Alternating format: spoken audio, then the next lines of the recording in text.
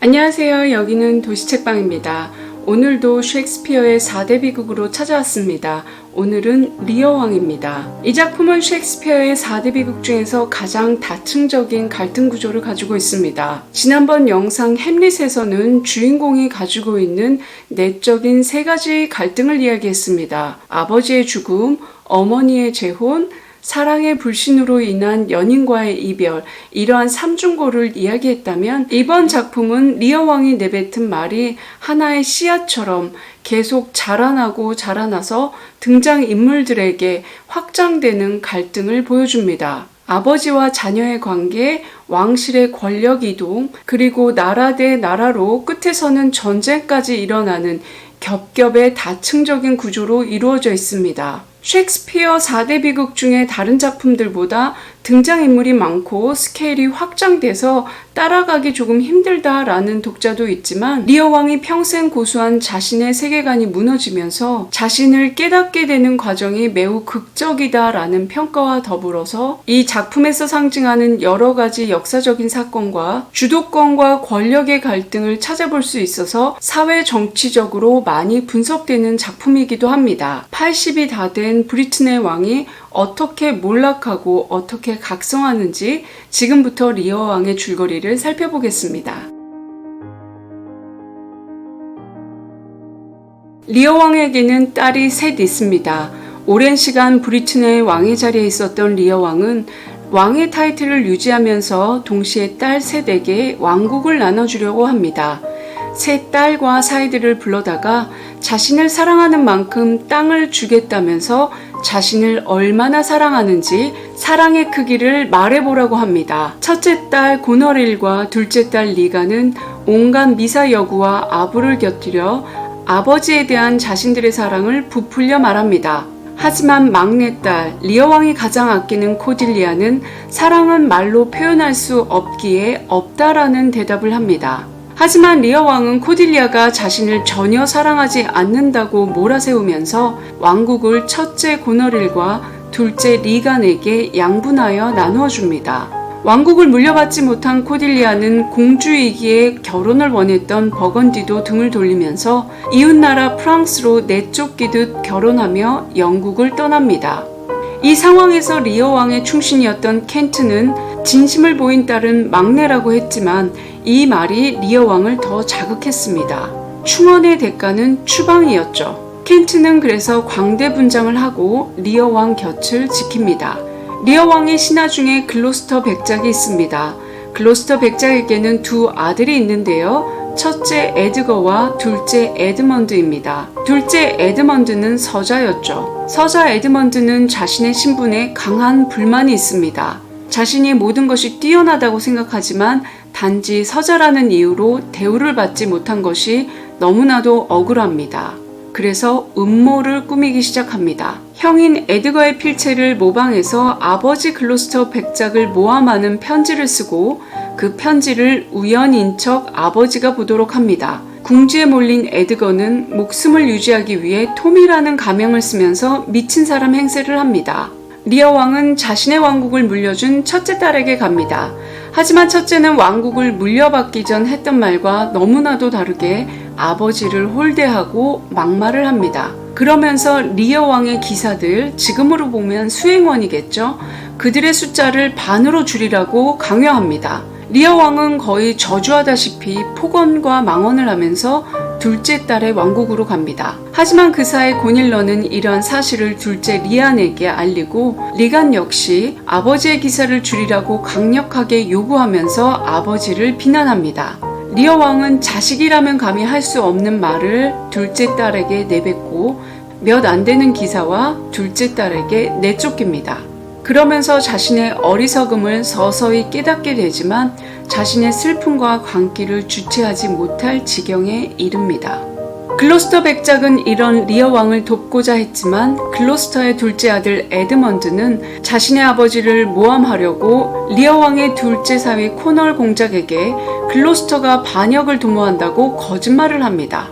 글로스터는 코널에게 잡혀 두 눈을 잃게 되고 이를 지켜본 글로스터 하인이 코널을 공격합니다. 이 싸움으로 하인도 코널도 죽습니다. 두 눈을 잃은 글로스터는 그때 비로소 이 모든 모함은 둘째 아들 에드먼드의 계략이었음을 알게 됩니다. 그러는 사이 프랑스의 왕비인 막내딸 코딜리아는 아버지의 소식을 듣게 됩니다. 아버지를 구하기 위해 코딜리아는 프랑스 군대를 동원해 영국을 쳐들어갑니다. 갑작스런 공격을 받은 영국은 전쟁 작전권을 글로스터의 둘째 아들 에드먼드에게 주고 그는 영국군을 전두지휘합니다. 코딜리아는 아버지 리어 왕을 만나게 되고 허약하고 초라해진 리어 왕을 정성껏 돌봅니다. 코딜리아의 진심에 리어 왕은 지난날 자신의 언행에 대해 용서를 구합니다. 영국과 프랑스의 전쟁은 영국의 승리가 되면서 리어 왕과 코딜리아는 포로로 잡히고 맙니다. 승전 장군인 에드먼드는 사별한 둘째 딸 리건과 결혼하려 합니다. 하지만 첫째 고너릴도 에드먼드를 좋아하고 있는 게 문제였죠. 질투심에 눈이 먼 첫째 고너릴은 둘째 리건을 독살합니다. 동생을 살해했다는 고통에 시달리던 고너릴은 결국 스스로 목숨을 끊고 맙니다. 에드먼드는 미친 척하고 톰이라는 가명을 쓰던 에드거를 마주하게 되는데요. 에드먼드는 결국 에드거의 칼에 찔려 죽어가는데 그 순간 리어 왕과 코딜리아를 죽이려 했던 계획을 발설합니다. 에드거는 코딜리아를 구하러 감옥으로 달려갔지만 코딜리아는 이미 죽어 리어 왕 품에 안겨 있었습니다. 리어 왕은 죽은 코딜리아의 시신을 안고 절규하다 결국 정신을 잃고 절명합니다. 셰익스피어의 다른 비극들은 개인들의 욕망과 갈등이 서사를 이끌어가는 반면 리어 왕은 확장되는 영역이 개인과 가족과 왕실을 넘어 나라 대 나라의 대결 구도까지 확장됩니다. 이렇게 확장될 수 있었던 건 당시의 역사적인 배경 때문입니다. 셰익스피어가 활동했던 시기는 엘리자베스가 왕권을 잡고 근대 사회로 넘어가는 과도기 시절이었습니다. 유럽에서 가장 먼저 봉건주의에서 벗어나려고 했던 나라가 바로 영국인데요. 하지만 사회 관습과 인간의 정신은 그렇게 쉽게 바뀌지 않습니다. 초기 엘리자베스 왕권의 시대는 중세의 봉건주의와 중상주의로 부를 만들어내는 신흥 자본주의가 공존하던 시기였습니다. 중세 봉건주의는 신분에 의해서 혈통에 의해서 모든 것이 세습되고 유지되던 시기입니다. 왕과 귀족과 같은 사회 권력은 혈통으로 유지되었습니다. 하지만 중세 시대가 지나고 르네상스가 도래하면서 주체적인 인간형이 등장하는데요. 햄릿의 영상에서도 잠시 언급했는데요.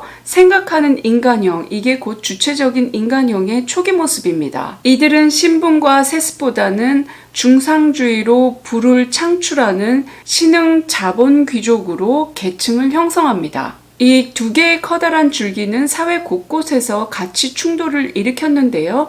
리어 왕에서도 이 가치 충돌이 굉장히 명백하게 보입니다. 우선 봉건주의와 기존 질서를 유지하려는 등장인물은 리어 왕, 코딜리아, 켄트, 글로스터, 에드거입니다. 기존의 질서를 무시하고 새롭게 룰을 만들려고 하는 등장인물은 고닐라, 리건, 에드먼드로 볼 수 있습니다. 하지만 셰익스피어가 작품에서 특별하게 정치 성향을 보이거나 어떤 특정 집단을 편드는 그런 일은 하지 않았는데요. 셰익스피어의 작품은 다소 드라마틱하기는 해도 매우 현실적인 작품들입니다. 거울에 비춰진 그대로 현실을 보여주고자 했던 게 셰익스피어의 철학이기도 하고요. 이러한 시대적인 배경을 가장 잘 보여주는 상징적인 인물이 에드먼드입니다. 에드먼드는 이 작품에서 서자로 나오는데요. 능력이 뛰어나고 모든 것을 할 수는 있었지만 자신의 출신 성분, 태생이 너무나도 불만이었습니다. 서자이기 때문에 기존 질서에 따라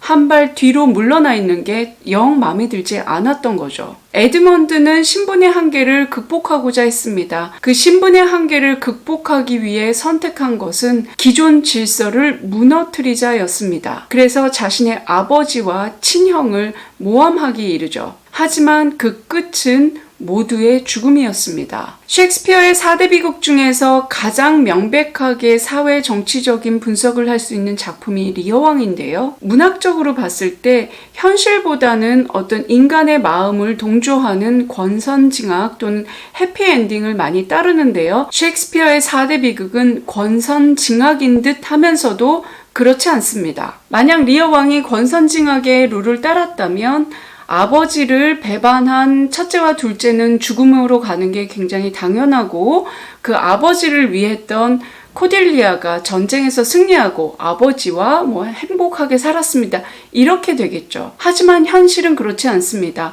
선한 사람이 항상 현실에서 이기는 법은 없고요.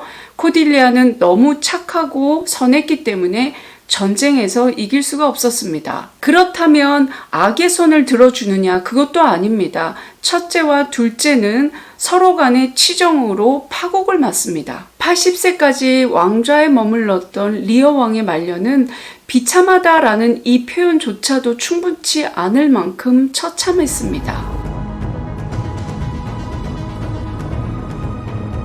이번에도 캐릭터 분석을 좀 해보려고 하는데요. 리어 왕은 어떤 사람인가요? 리어 왕은 말 그대로 왕입니다. 이 작품에서는 리어 왕이 언제 왕좌에 올라온지 나오지는 않습니다. 하지만 여러 문장을 추측해보면 딸이 셋이었기 때문에 오랫동안 왕좌에 머물렀고 자신의 일에 매우 지쳐있는 모습입니다. 셰익스피어 4대 비극의 다른 주인공들처럼 개인의 욕망이나 명예에 집착하지 않는 인물입니다. 그저 편안하게 은퇴해서 딸에게 기대하고 싶은 노년의 왕인 거죠. 그래서 좀 편안한 노후를 보내고 싶어 했지만 조금 아이러니하게 왕의 타이틀은 자신이 지키면서 왕국은 딸들에게 물려주겠다는 이런 플랜을 하는데요. 이게 좀 상식적으로 가능한 일인가 라는 생각이 들었습니다. 처음부터 뭔가가 약간 꼬이는 느낌이 들었고요. 끝까지 왕이라는 그 타이틀에 조금은 집착을 한 듯 합니다. 그리고 리어 왕은 아주 오랫동안 권력에 머물렀기 때문에 그 주변에는 수많은 아첨과 예스맨, 아부하는 사람, 이런 사람들이 많았을 것으로 추측이 되는데요. 이 작품에서 리어 왕은 오직 예스하는 사람만 곁에 두려고 합니다. 자기가 듣고 싶은 말, 자기가 원하는 말을 해주는 사람을 자신의 편으로 생각합니다. 하지만 진실은 무겁고 아프기 마련입니다. 약도 쓴 게 약이라고 하잖아요. 초콜릿을 너무 많이 먹으면 그 순간에는 맛있지만 반드시 그 부작용이 있거든요. 초콜릿 단 거 입에서는 달지만 나중에 너무 많이 먹으면 병이 옵니다. 그런데도 리어 왕은 계속해서 초콜릿만을 원합니다. 그리고 리어 왕은 상당히 괴팍해요. 변덕도 굉장히 심하고요. 그리고 이 분노 조절 장애가 있는 듯하고 이렇게 욱 하는 성격에 정말 사랑한다라고 샜지만 갑자기 변덕을 해서 뒤를 획 돌리고 등을 보이고 막말을 퍼붓습니다. 그리고 아주 오랜 시간 동안 권력의 탑에 머물렀기 때문에 굉장히 권위적입니다. 리어 왕은 눈에 보이고 귀에 들리는 것만 믿으려고 합니다. 자기가 직접 확인해야 되고 직접 들어야 되는 굉장히 독선적인 인물이기도 하죠. 리어 왕의 비극은 사랑의 크기를 보여달라는 이 질문에서부터 시작됐습니다. 그리고 리어 왕을 보면 제가 앞으로 어떻게 늙어가야 하는지를 좀 반면교사할 수 있는데요. 나이가 든다는 건 생물학적으로, 물리학적으로 내가 좀 밥을 많이 먹었고 이 지구에서 중력의 시간을 더 많이 버틴 이런 것을 뜻하는 것은 아닙니다. 시간과 세월만큼 정신과 마음의 크기도 넓고 깊어져야 된다고 생각하는데요. 나이가 들면서 세상을 바라보는 마음과 자세가 이렇게 유연하고 넓고 폭이 넓어지면 좋겠지만 많은 사람들이 옹졸하고 괴팍해지는 경우도 있습니다. 특히나 리어 왕 같은 경우에는 그 후자의 나쁜 모범일 수 있는데요. 굉장히 괴팍하고 자기만 알고 자기가 원하는 것을 얻지 못하면 화를 내는 그런 인물로 보여집니다. 리어 왕은 시간의 흐름에 따라 삶과 세상을 이해하는 지혜가 없는 인물입니다. 막말의 대가이기도 하고요. 그렇게 스스로 깨닫지 못하고 각성이 없는 상태로 나이가 들어서 자신의 노후를 맡겨줄 딸들에게 자신의 재산과 권력과 이 모든 것을 맞교환하려고 하죠. 만약에 리어 왕이 평소에 딸들과 대화가 되고 또 소통이 되고 조금이라도 좀 여유로운 마음을 가졌다면 이렇게 자신의 노후와 재산과 유산을 맞교환하는 이런 일은 없었을 것입니다. 우리는 소통을 외치지만 막상 불통의 시대에 살고 있습니다. 여러분에게는 소통이 어떤 의미인가요? 제가 생각하는 소통은 우선 일방통행은 아닙니다. 양방, 쌍방통행이 돼야 소통이 가능합니다. 그렇게 대화의 길이 트이면 대화의 내용 또한 양쪽의 합의가 이루어져야 되겠죠. 소통의 합의가 기브앤테이크가 되든 아니면 하나의 목적지를 향해 하나로 합의를 하든 양쪽 모두가 동의하고 공감해야 합니다. 한쪽이 다른 한쪽을 맞춘다는 건 몇 번 정도는 가능하겠지만 계속해서는 지속되는 관계를 유지할 수 없습니다. 그런데 이런 일방적인 소통이 가족이나 친분 관계에서 이루어진다면 어떻게 해결해야 될까요? 별다른 방법은 없습니다. 계속해서 이야기를 해야 되겠죠.